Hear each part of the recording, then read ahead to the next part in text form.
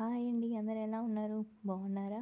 ఇవాళ సండే కదా, నేనైతే నాటుకోడి పులుసు రాగి ముద్ద చేయబోతున్నాను అనమాట. నాటుకోడి తీసుకొని వచ్చారు మా మావయ్య. నాటుకోడిని బాగా కడిగి ఒక్కసారి కడిగాను, ఆయిల్ వేసి పెడతాను. ఇప్పుడు దాన్ని బాగా కలుపుకుంటున్నాను చూడండి.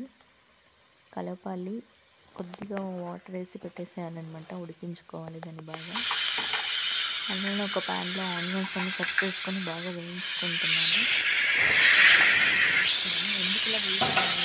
టేస్ట్ చాలా బాగుంటుంది, అందుకోసం కొబ్బరి, లవంగాలు, మిరియాలు, చెక్క వేస్తున్నాను. దాంట్లో యాలక్కి కూడా వేసుకుంటున్నా, గసగసా వేస్తున్నాను, కొత్తిమీర వేసుకున్నాను కడిగి.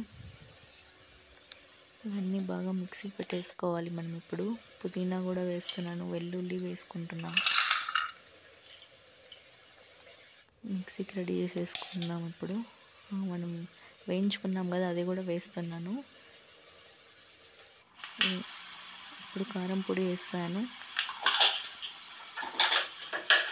ధనియాల పొడి 2 స్పూన్స్ వేస్తున్నాను. కొద్దిగా ఎక్కువనే వేస్తాను, దీనికి బాగుంటుంది సాంబార్ గట్టిగా కావాలని. పసుపు వేసుకుంటున్నాం.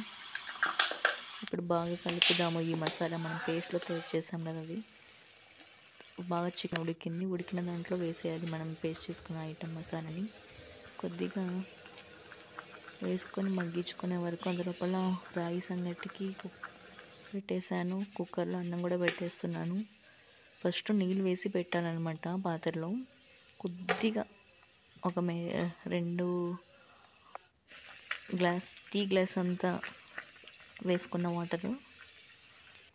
బాగా ఉడికించేటప్పుడు కొద్దిగా పిండి వేయాలి. జల్లి పెట్టుకున్న తర్వాత పిండి వేసి బాగా కలుపుకోవాలి. అక్కడే గ్యాస్ మీద పెట్టే కలపాలన్నమాట.